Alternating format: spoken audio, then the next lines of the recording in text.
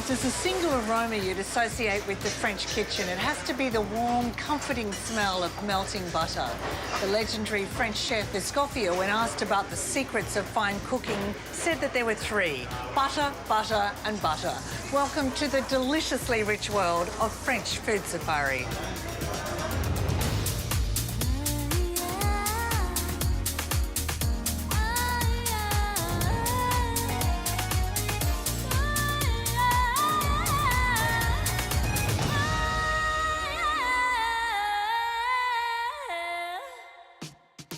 In this French safari, the delights of the bistro, the delicious simplicity of steak tartare, butter, France's cherished ingredient.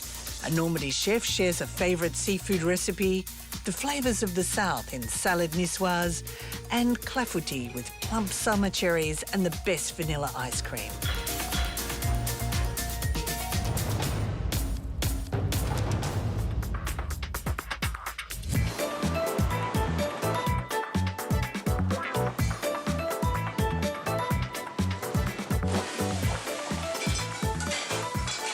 In a country that holds food so dear, one of the favourite places to eat is the beloved bistro, the down-to-earth, inexpensive way of eating that's been popular over hundreds of years and is said to have originated from the Russian occupation in 1815, when soldiers were in need of a quick meal and drink. The Russian word bystra means hurry.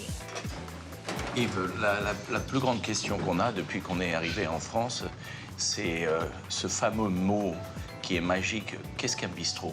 Un vrai bistrot, pour moi, c'est déjà tenu par un cuisinier. Parce que dans le bistrot, quand même, la base de l'important, c'est quand même l'assiette. Born in southwest France, Yves came to board as the chef you want cooking for you every night. He trained in some of the highest-rated Michelin restaurants in France, honing his skills and winning the coveted Grand Prize Deli Store before deciding a move to a more relaxed style of dining was simply more fun. His bistro, Le Comptoir in Saint-Germain, is the hottest ticket in town, booked out a staggering 6 months in advance. C'est un lieu social. C'est un lieu où les gens vont venir en toute décontraction, passer un bon moment et partager. Partager soit avec le voisin, dû à la proximité des tables bien souvent, ou partager avec un chef, partager sa cuisine. C'est un lieu, je crois, où on fait une cuisine de qualité, une cuisine marquée par un cuisinier, une cuisine d'auteur, à un prix, ce qui est très important, accessible à une grande partie de la population, et surtout un lieu où on se sent bien, où il n'y a pas de code. La haute gastronomie, c'est qu'en France, c'est quelque chose d'exceptionnel. Parce que j'ai appris dans ces maisons-là, c'est grâce à ces maisons-là que je suis ce que je suis. Mais quand tu vas dans un grand restaurant, il y a toujours un code vestimentaire, un code de tenue verbale, un code de comportement. Un bistrot, c'est un lieu où tu vis, il y a la vie.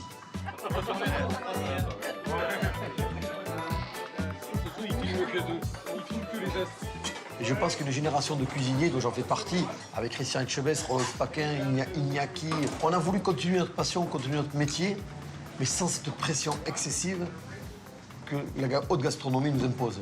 On a voulu créer des endroits de vie, des endroits où nous aussi, on y est bien dedans, c'est-à-dire qu'on se sent proche du client.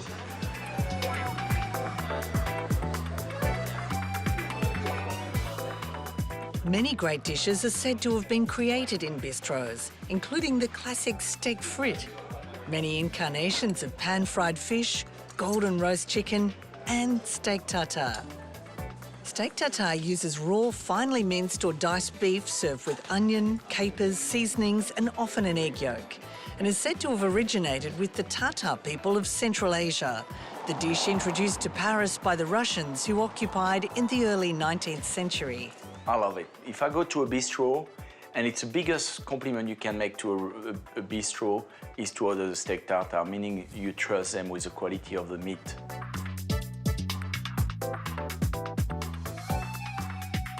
We're just going to dice the beef.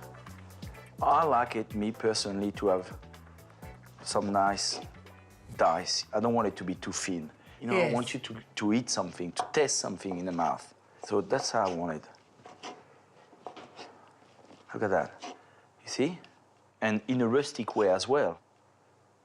Okay, so first, my capers. And really then, it's as much as you want to your liking. So I like my cornichon, gherkin. My mustard, That's Dijon. Dijon. My shallots, beautifully diced. They are beautifully diced.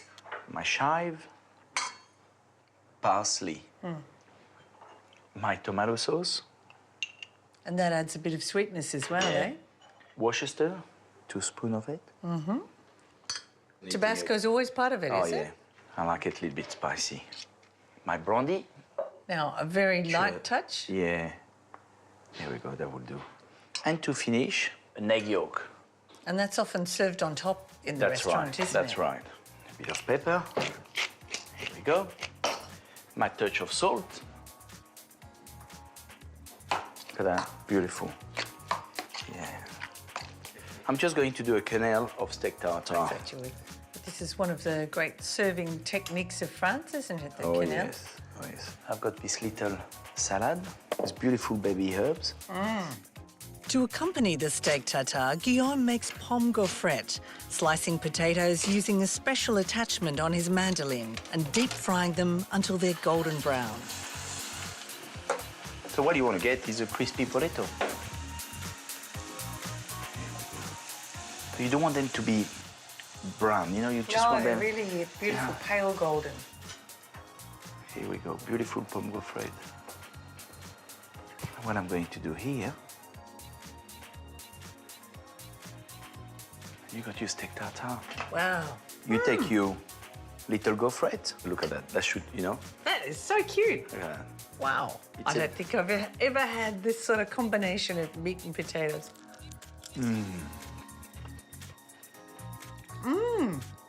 I love the little crunchy mat that it comes on. Yeah, man. And that's a really good combination Yeah. of flavours.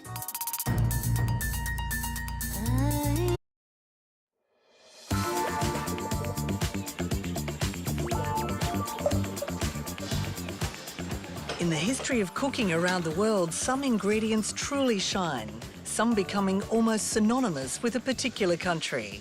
In France's case, the ingredient above all others is butter. It's used right through the day in endless delicious incarnations, helping food to taste delicious, creating golden crispy layers, adding gloss and shine, flavour and elegance. A finishing school for the perfect dish. Without butter, French food would simply not be the same.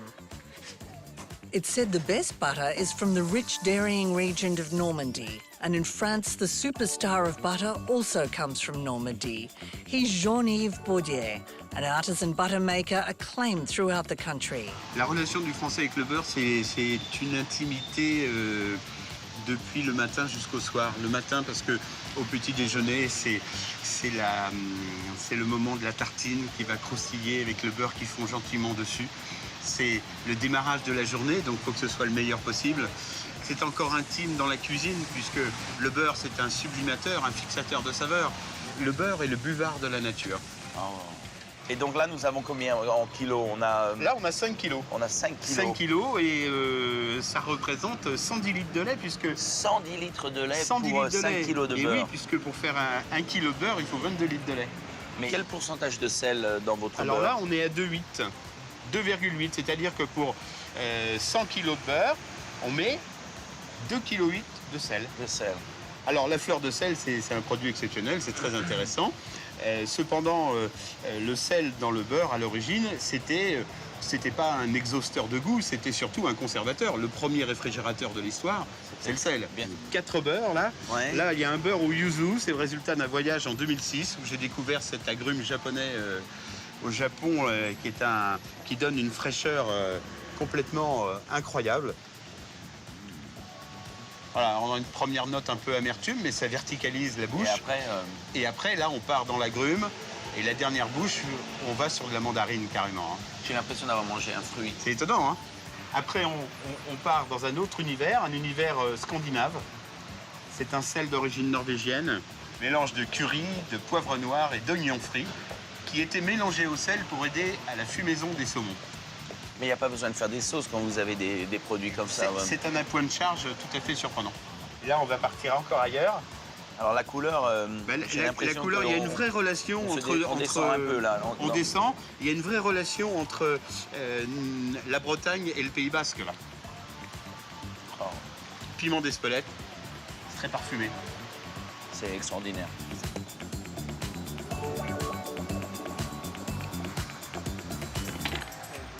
Embauché. Oh, merci Jean-Yves. Voilà.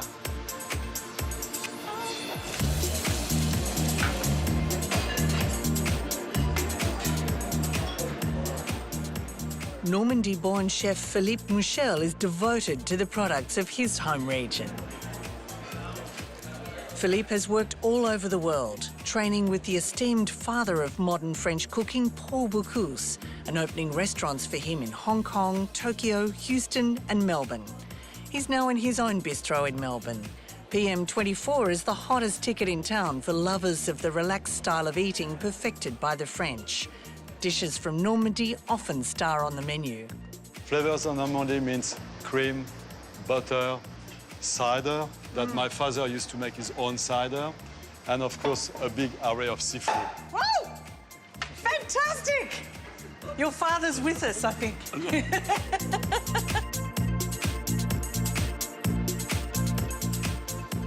The butter from Normandy, you really can taste the difference. So we use a little bit of, I always say a little bit, it's never a little bit. But. So we start by doing the fumé. And explain what a fumé is. It's a reduction of stock.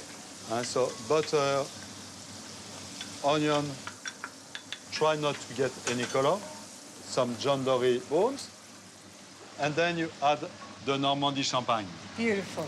the cidre. Oh, it's got a lovely deep colour to it as well, doesn't it? Yes. It's dark because, like wine, it was aged in barrel as well. I see, wow. Gives it a lovely sort of frothiness too, doesn't it, Philippe? And then we add a small bouquet garni, which is bay leaf, fresh thyme, and some parsley stock as well. Okay, to cook the mussel, butter again. Guess what? And a little bit of chopped shallot. Add the mussel. And again, A little bath. my cider. We steam the mussel with the lid on. So that's our mussel. So like I say, when they all open, they cook, they're ready. They're lovely and plump, aren't they? We can strain our fumé. Oh, the smell of cider is so beautiful, It's isn't unbelievable, it? huh? Yeah, it's a lovely steam. Now we can start cooking the John Dory. Guess what? A little more I have butter. a little bit of butter on the bottom. This is the whole John Dory with the bone in, because I believe the bones gives more flavor. A bit more butter. Salt, pepper, shallot. And then we're going to add our fumé. We're going to graze You have your cartouche. cartouche on the top, so the fish doesn't dry. And then we put it gently in the oven. It might take about 15 minutes. Et voilà. Now we People have to really wait. do say We that. have to wait. Et voilà. We have to wait. So now, the cream. And it needs the cream to... Well, because it's from Normandy, and you have to use cream. And you see the John Dory is cooked to perfection. It is, isn't it? It's really so still tender still. Pink in the Yes. center. So you remove all the bones. Easy job. Very nice. It looks beautiful. The sauce. The sauce now? So I finished it with a little bit of whipped cream. It is a celebration of dairy, this, isn't it? Butter, cream. And in the sauce, we add the mussel to read them. Mushroom as well. Oysters. So the oysters, you have to be careful not to overcook them. Huh? Just warm them through. A few prawns, some parsley, and a dash of lemon juice. We leave it like that for 30 seconds just to warm everything through. Beautiful. And then at the end, put all the garnish nicely arranged around and on the top of your John Dory fillets. Wow.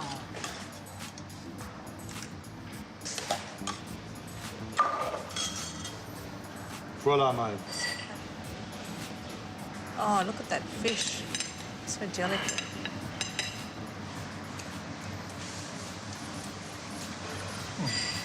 Oh, I love that. It's so exquisite, elegant and divine.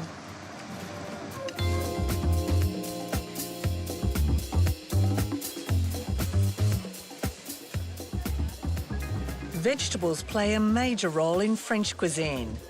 More than any other type of produce, they ring in the seasons. Their natural flavour, when they're at their best, immortalised into many classic dishes. Summer is an abundance of salad vegetables, so colourful and vibrant they almost don't seem real. And in autumn, root vegetables and many types of mushrooms rule. So, Guillaume, mushroom heaven, eh? And look at that beautiful trumpet. Extraordinary. What would you do with them? Just blanch, a touch of vegetable stock, shallots, touch of butter, beautiful. Sounds great. And these look like beautiful Desiree beautiful. potatoes, actually. Yeah, they're champignons de Paris. The most famous one come from Orléans. Orléans got huge cave of mushroom. Wow. So you got the brown one, and you got the white one. How beautiful is that? It's a beautiful white mushroom. What are these? Marraine. Marraine. They're little mushroom. You don't want to do too much to them. They're very fragile. In a pan, touch of butter, garlic, parsley, and up you go. And this is one of my favorite mushrooms of my childhood. They're so this pretty. This Pale is called grey. a pleurote. Pleurote. And what I love, they're very similar than the oysters mushroom. And the best way to eat that, you steam them, and after that, chop some chive or some dill, touch of butter, let it melt. We know your touch of butter. And a steam, you know, steam Oh. John Dory with that, and that's beautiful. You're in love. Look at that. I know, they're beautiful. So these are radishes with Radish. the white tip. So you take one, you roll it in the salt, piece of bread, butter, that on top, and it is the best aperitif. In every French bistro, you will have that. Sounds fantastic. And look at these amazing Oh, celeriac. well. I'm not going to tell you more about my love I've got with celeriac, but when you cook it, make a beautiful puree out of that. It's easy. You peel it, a little bit of milk, cook it through, pass it, and that's it. Wow. Salt, a touch of muscade, and you've got a beautiful puree. Salads in French cuisine often look like an impressionist master has had a hand in their composition, using a variety of texture and colour to create wonderful results. In fact, the idea of the composed salad is very French, something that Sydney chef Damien Pignolet found so fascinating, he wrote a whole book about it. So what are the secrets? Les mains. Les mains and tenderness and love and tossing. Growing up with a French father and a love of food, Damien Pignolet has put his stamp on some of Sydney's groundbreaking restaurants, including the popular Bistro Mon Coeur. Great salads are always part of his repertoire in the restaurant and at home, especially the glorious celebration of France's South, salad niçoise.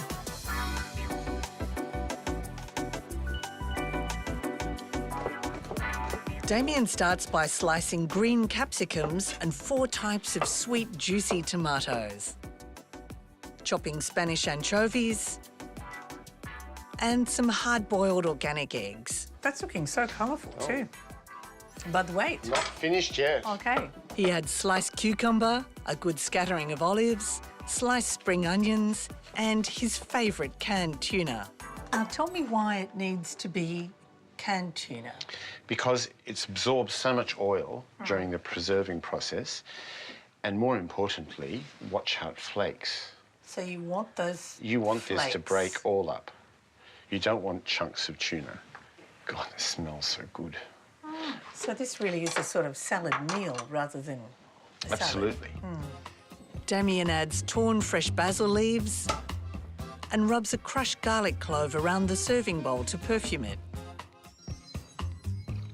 He then shakes up extra virgin olive oil, French red wine vinegar, salt and pepper, and then dresses the salad.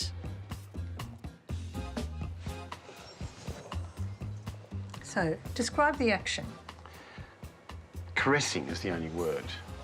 Lifting, tossing, letting it fall through your hands, mixing at the same time.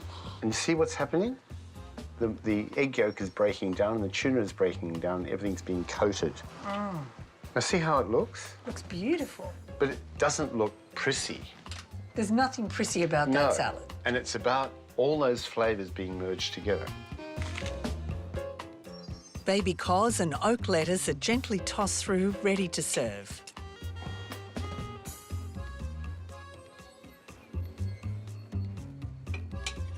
Et voilà, madame.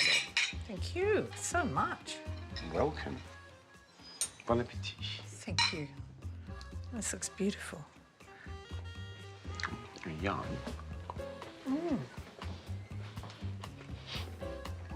Gorgeous. Every mouthful It just explodes is with so flavour. fresh and crunchy. And different textures. That's absolutely delicious.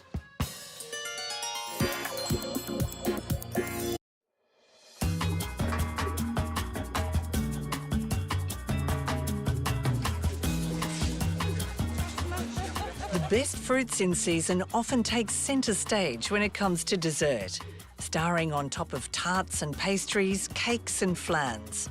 Some fruits so delicious they have desserts dedicated to them. Clafoutis is the perfect way to highlight the best summer cherries. It originated in the Limousin region where many homes had black cherry trees. I love clafoutis. I think that's clafoutis it's a tart? traditional. Yeah? I think it's a flan. You know, it's a baked flan.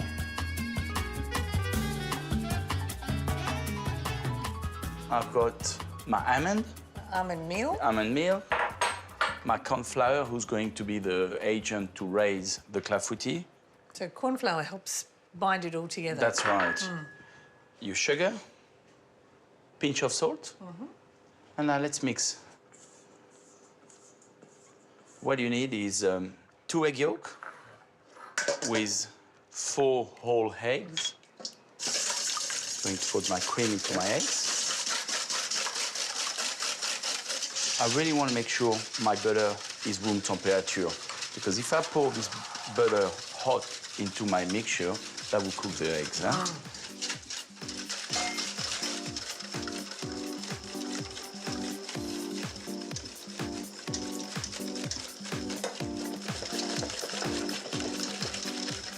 Just going to put a little bit of butter so they don't stick.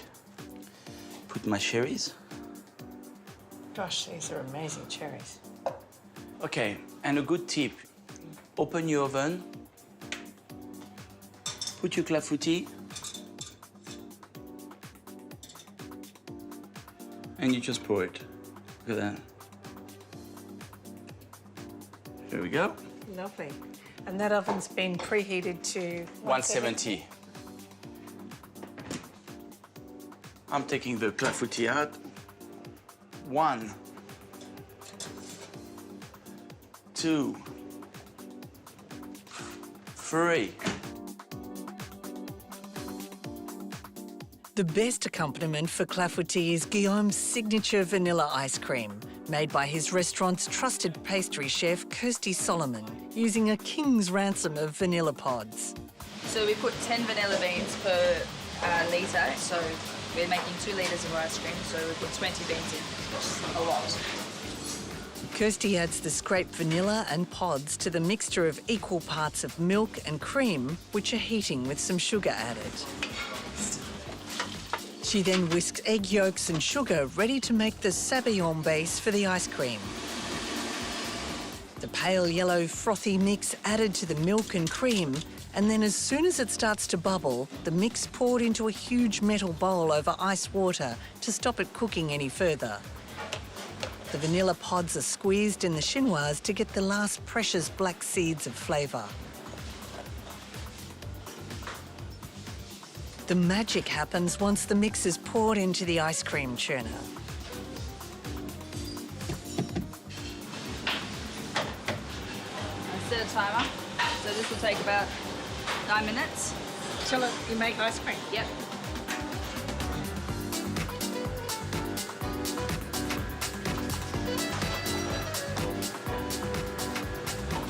Okay, it's the best way to have ice cream, isn't it? Just churned. Wow. Many chefs will say this is the last thing that they'll eat before they die. A lot of chefs say delicious. Delicious. In our next French safari, a glorious celebration of French cheese. Escargot from paddock to plate and luscious raspberry tarts.